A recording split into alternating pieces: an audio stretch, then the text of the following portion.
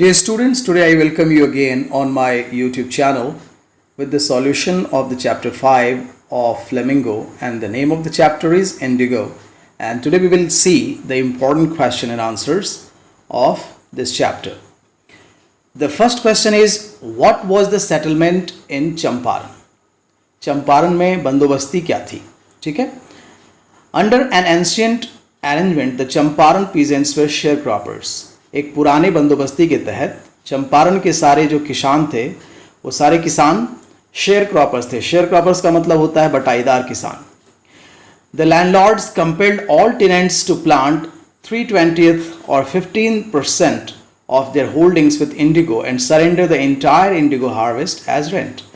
होता क्या था कि वहाँ के जो लैंडलॉर्ड्स होते थे, ज़मींदार जो होते थे, वो किसानों के पूरी ज़मीन का जो 15% होता था उस पर उन्हें बाध्य किया जाता था नील की खेती करने के लिए, और नील की जितनी भी खेती होती थी वो सारा दे देना पड़ता था ज़मींदारों को लगान के रूप में. ठीक है.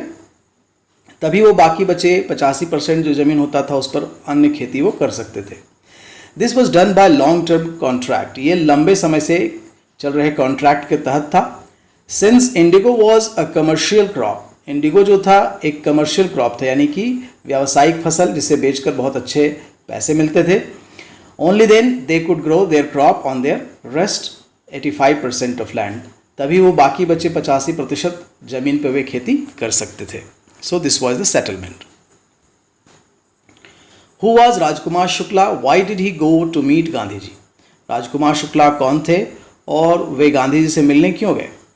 राजकुमार Shukla was a sharecropper. Rajkumar Shukla भी जो थे वो शेयर क्रॉपर थे, यानी बटाईदार किसान थे. फ्रॉम चंपारण, वो भी चंपारण से थे. He was a very poor but a very resolute guy. बहुत गरीब थे लेकिन बहुत ही दृढ़ निश्चयी थे. He was the victim of the settlement and the landlord system of Champaran. Rajkumar Shukla भी सेटलमेंट यानी बंदोबस्ती और जमींदारी सिस्टम के विक्टिम थे, शिकार थे.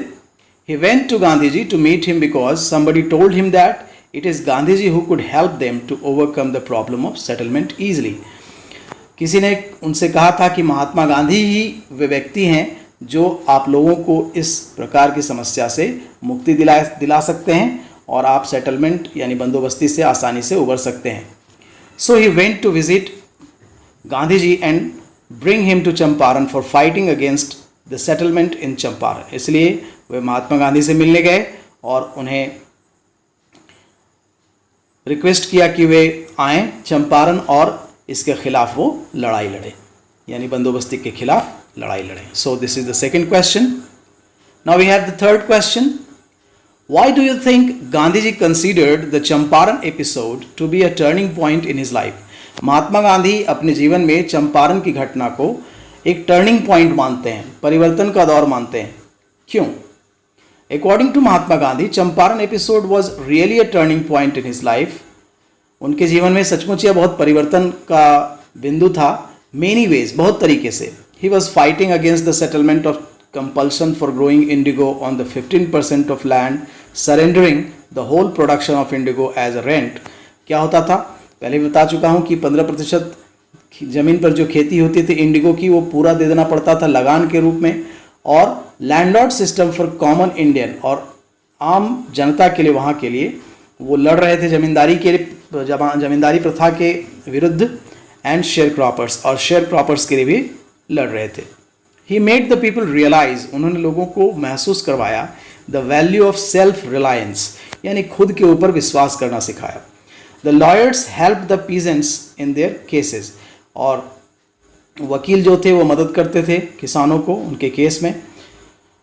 Women gave Gandhi ji whole hearted support and the countryman embarked in the national freedom movement, और औरतों ने भी महात्मा गांधी को पूरे हृदय से सपोर्ट किया और स्वतंत्रता के प्रति और आंदोलन के प्रति उन्होंने महात्मा गांधी को पूरा समर्थन दिया. ही believed in making any movement a mass movement. उन्हें यह समझ में आया कि अगर किसी भी आंदोलन को आम आदमी का आंदोलन बना दिया जाए तो बहुत बड़ी जीत हासिल हो सकती है. ही टॉट देम सैनिटी, उन्होंने उनको स्वच्छता सिखाई, वैल्यू ऑफ एजुकेशन, शिक्षा का महत्व बताया, एंड हेल्थ अवेयरनेस, और हेल्थ अवेयरनेस भी सिखाया, यानी कि हेल्थ के प्रति कैसे जागरूक होना है. So it became a turning point in the career of Gandhi ji and paved a way for the freedom of India. इस प्रकार सचमुच यह महात्मा गांधी के करियर का एक टर्निंग पॉइंट था और इसने एक तरह से रास्ता बनाया भारतीय स्वतंत्रता का. ठीक है. Why did Gandhi ji chide the lawyers? Mahatma Gandhi ने वकीलों को क्यों डांटा? How was he able to influence lawyers? और वे कैसे सफल हुए वकीलों को प्रभावित करने में? इसका आंसर है when Mahatma Gandhi found that the lawyers take a heavy fees from the sharecroppers, he cheated the lawyers for charging heavy fees from their own poor people.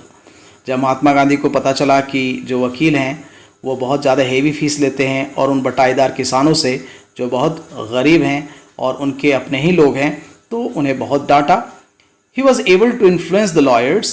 वे वकीलों को प्रभावित कर पाए थ्रू हिज कन्विक्शन, अपने दृढ़ निश्चय से, अर्नेस्टनेस गंभीरता से, एंड पर्टिनेंट क्वेश्चनिंग और उचित प्रश्नों से. He made them realize, उन्होंने उन्हें महसूस करवाया that it would be shame for them, यह उनके लिए शर्म की बात है. Being lawyers from a neighboring place, उनके आसपास के पड़ोस के वे वकील हैं. To return when a stranger was ready to get himself imprisoned for the peasants, और यह बताया कि एक बाहरी आदमी आकर, यानी खुद के बारे में बताया कि वह उनके लिए जेल जाने के लिए तैयार है और ये उन्हें लूटते हैं, वकील उन्हें लूटते हैं और अगर ये जेल चले जाएंगे तो उन्हें छोड़कर चले जाएंगे. तो इस तरह से उन्हें बहुत प्रभावित किया. So they agreed to follow him to jail. तब वकील लोग भी बोलते हैं कि वे भी पीछे पीछे आएंगे जेल में. Gandhi also convinced the lawyers not to seek support from an English man and be self reliant. और गांधी जी ने उन लोगों को कन्विंस किया कि उन्हें किसी भी अंग्रेज की सहायता नहीं लेनी है और अपने ऊपर निर्भर होना है, सेल्फ रिलायंट होना है. Okay. What was the attitude of the average Indian in smaller localities towards advocates of home rule? यानी एक आम आदमी को What was the attitude of the average Indian in smaller localities towards advocates of home rule? एक आम भारतीय छोटे शहरों में या छोटे जगहों में जो लोग होम रूल की मांग करते थे, उनके प्रति क्या उनका विचार रहता था. यानी लोगों को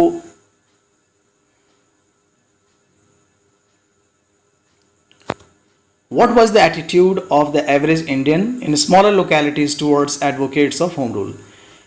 यानी एक एवरेज इंडियन, आम भारतीय का क्या विचार था उन लोगों के प्रति जो लोग होम रूल की मांग करते थे, यानी स्वशासन की मांग करते थे. The average Indians in smaller localities were afraid to show sympathy for the advocates of home rules. तो जो एवरेज इंडियन होते थे, छोटे जगहों के होते थे, वे बहुत डरते थे उनके प्रति सहानुभूति दिखाने में, उन्हें अपने घर में रखने में, जो भी स्वशासन की मांग करते थे यानी होम रूल की मांग करते थे, क्योंकि वे क्रांतिकारी कहलाते थे.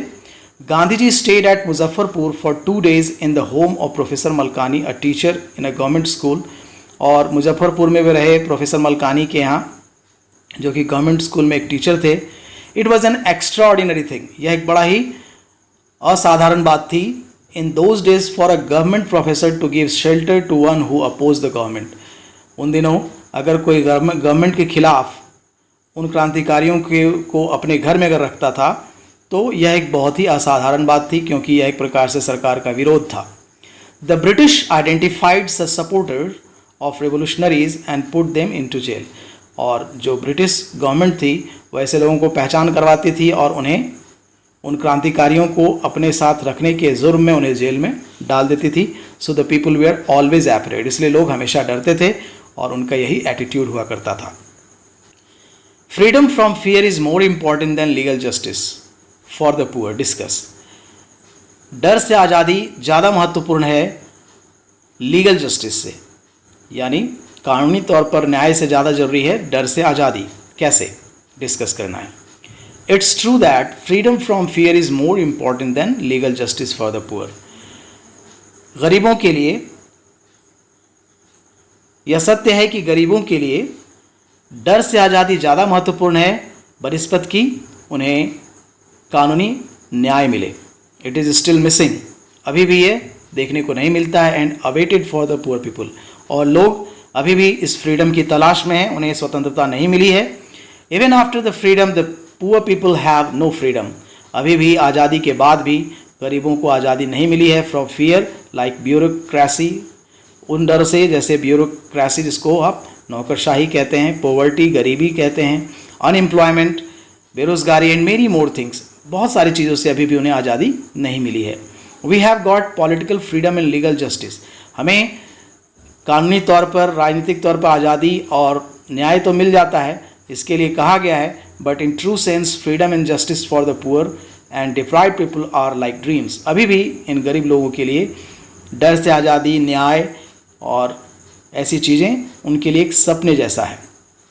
So it must be restored, इसलिए इसे लाया जाना चाहिए, उन्हें मिलना चाहिए इन ट्रू सेंस, वास्तविक तौर पे, else it will be seen in only books of law.